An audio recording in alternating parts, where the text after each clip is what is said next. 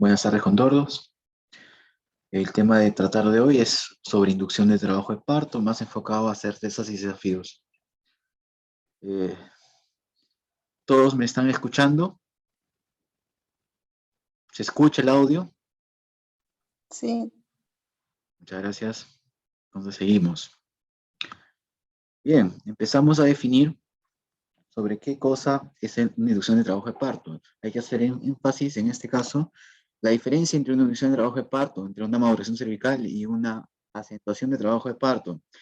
La inducción es cuando el objetivo es iniciar contracciones uterinas con la finalidad de producir cambios en el cuello uterino y descenso de la cabeza fetal para que se logre un parto vaginal. Acá hay tres definiciones que he puesto según la guía de la FASGO 2019, la Clínica Barcelona y el libro clásico de obstetricia Williams. Entonces, hay que hacer énfasis que en esa intervención puede ser también medido por fármacos o también por vía mecánica, como por ejemplo el uso de dilatadores o el uso de balones.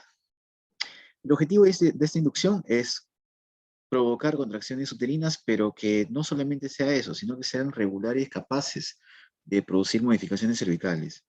En cambio, la modulación cervical, el objetivo principal es producir cambios en el cuello uterino y que sea un cuello favorable, en estos casos, llamamos cuando son bichos más de 6, para que se pueda producir un parto vaginal. La situación de trabajo de parto es más que todo mejorar la dinámica uterina, las contracciones, para que se pueda producir el parto vaginal. ¿Cuáles son las condiciones para una inducción de trabajo de parto? Eh, Tener la certeza, en este caso, que es el mejor desenlace para la madre y el feto, saber que es un feto a término, confirmar bien la edad gestacional, evaluar mediante clínicamente antecedentes, mediante la exploración física, mediante el índice de Bishop, evaluar la pelvis y contar con una infraestructura necesaria, porque muchas veces un trabajo de parto o una prueba de trabajo de parto en la cual vamos a inducir o en la cual vamos a madurar el cuello o vamos a acentuar puede terminar en una cesárea. Es importante también el consentimiento informado. En cuanto a las indicaciones para la inducción de trabajo de parto, entre ellas hay un embarazo prostérmino, el RPM antes del trabajo de parto, un óbito fetal, un trastorno hipertensivo en el embarazo, como preeclampsia, eclampsia, HELP, ¿no? Etcétera. Otra indicación muy frecuente es un RCIU, pero un RCIU a término, cabe destacar, una diabetes gestacional en la cual tenemos que culminar la gestación, como también en el caso de las colestasis intrahepáticas del embarazo, una coriomionitis también. ¿Cuándo no podemos hacer una inducción? ¿Cuáles son las contraindicaciones? Cuando tengo pacientes con más de 2 cesáreas como antecedente, situaciones en las cuales el feto no va a salir por parto vaginal, en el caso feto transverso, pelvis estrecha, también un DCP. En una cesárea no segmentaria anterior, una corporal, por ejemplo, o una cesárea con una T invertida. Cirugías uterinas previas, como por ejemplo miomectomías. Alteraciones de la placenta, como antecedente de placenta previa oclusiva, pasa previa, herpes genital activo, cáncer cervicuterino y factores fetales como macrosomía, hidrocefalia, del cual el feto no va a poder salir por vía vaginal. ¿Cuáles son las técnicas de inducción y maduración que conocemos? Las técnicas más conocidas para inducción es el uso de la oxitocina. Para maduración usamos más las prostaglandinas. En el caso de misoprostol, que es un análogo de prostaglandina 1, muy usado acá en nuestro medio, pero también podemos usar el análogo de la prostaglandina 2, que es la dinoprostona. No contamos con este fármaco en este medio. Eh, También usamos los métodos mecánicos, por ejemplo, la maniobra de Hamilton, que es la separación de membranas, la rotura artificial de membranas, la infusión salina extramniótica, globos transmusicales o dilatadores cervicales hidrógenos.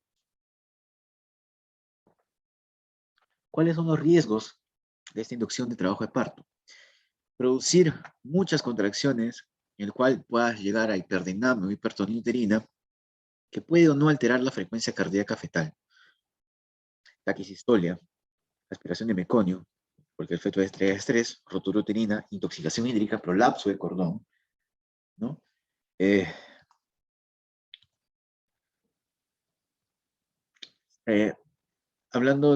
empezamos a hablar de los métodos. La prostaglandina E2, el análogo que se llama dinoprostona, viene en varias formas. Viene en gel, viene en óvulos, ¿no? Y viene también en supositorio. El supositorio más que todo es indicado para la terminación de embarazo entre las 12 y 20 semanas, es un aborto tardío. Pero en cambio el gel y el óvulo viene en una malla de poliéster, como vemos acá, que se libera más o menos 0.3 mililitros por hora y se retira después de las 12 horas de inicio de trabajo de parto.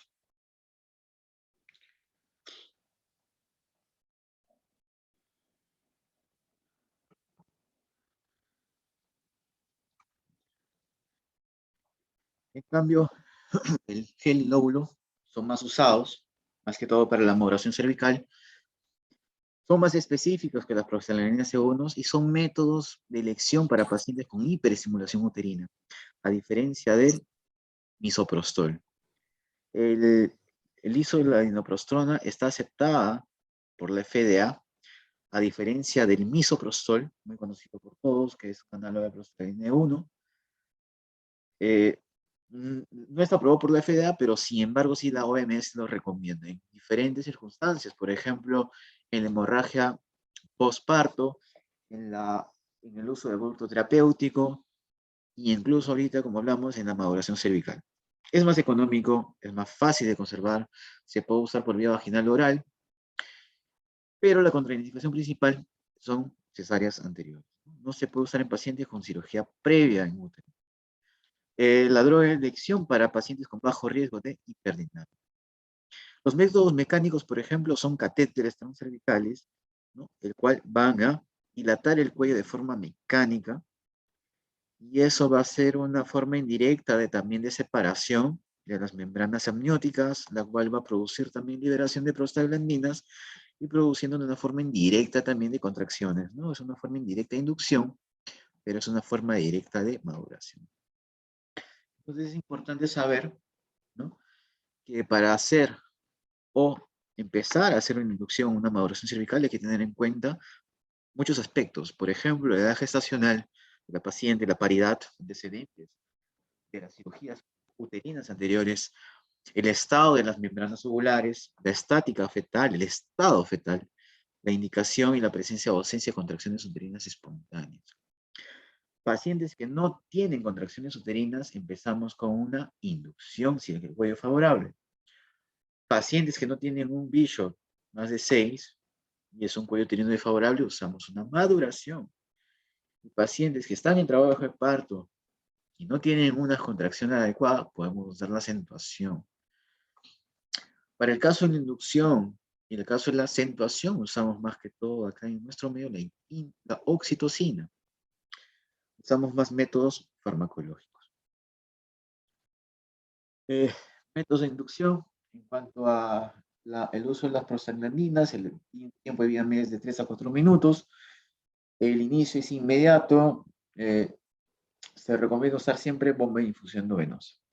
En cambio, la oxitocina generalmente usamos de 5 a 10, se puede ir entre 500 y 1000, de solución de cloruro de sodio, ¿no?, solución fisiológica o lactato de Ringer. Generalmente por una dosis inicia de un milosmol por minuto, o 6 mililitros por hora, la que quieras usar, en 20 a 30 minutos. Y se va a evaluar la respuesta miometral al estímulo. El aumento de la dosis se va a hacer cada 1 o 2 milosmoles por minuto. La oxitocina se puede discontinuar o bajar cuando ya el paciente empieza la fase activa, para reducir el riesgo de que la paciente entre en cesárea o riesgo de una taquicistolia uterina. Bien, hay que discontinuar el método si es que vemos signos también de sufrimiento fetal. Entonces, la recomendación de la oxitocina es con bomba de infusión, definitivamente, y se recomienda bajar las dosis cuando ya empieza el paciente a poder entrar en riesgo de hacer taquicistolia. Entonces, como comentario final, Para las mujeres que tienen una cesárea uterina, una cirugía uterina, perdón, cesáreas anteriores, antecedentes de miotomía, no siempre se puede usar la inducción. La inducción con oxitocina podemos usar en pacientes que tienen una cesárea previa, sí, pero más de una no. La malformación cervical con el uso de prostaglandinas, que es lo que más se usa en este medio, como el uso de misoprostol, se puede usar solamente, no se puede usar en ninguna circunstancia con pacientes con antecedentes de cirugías uterinas. O el riesgo de rotura. Hay que tener en cuenta también que la inducción de trabajo de parto está muy asociada a la tasa de un poquito más alta de rotura uterina, pero cuando hablamos de forma absoluta es baja. Las inducciones en mujeres con trabajo de parto vaginal previo parecen estar asociadas con un menor riesgo de ruptura que aquellas sin parto vaginal previo. Para las mujeres con cuello uterino desfavorable que optan por inducirse, utilizamos la modulación cervical mecánica con un catéter de balón seguido con oxitocina. Bien, ese es un resumen de lo que se debe saber y conocer de las diferencias entre la inducción, maduración y acentuación de trabajo de parto, que muchas veces causa confusión entre los profesionales de la salud, ¿no? Muchas veces causa confusión esos términos y saber cuál método usar en cada paciente. Hay que tener muy en cuenta si yo voy a iniciar una inducción de trabajo de parto, tengo que explicarle al paciente y tiene que tener un consentimiento informado que si no siempre una inducción va a ser exitosa. No siempre una acentuación va a ser exitosa. Tengo que contar con la infraestructura donde me permita que ese parto o esa prueba de trabajo de parto puede culminar de forma quirúrgica, en caso una cesárea.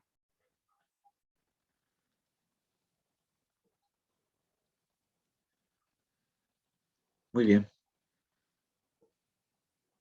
Y eso es todo por ahora. Un breve resumen.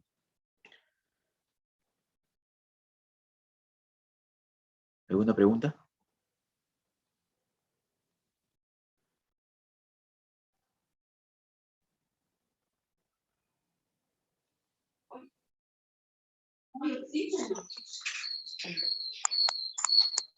Hola.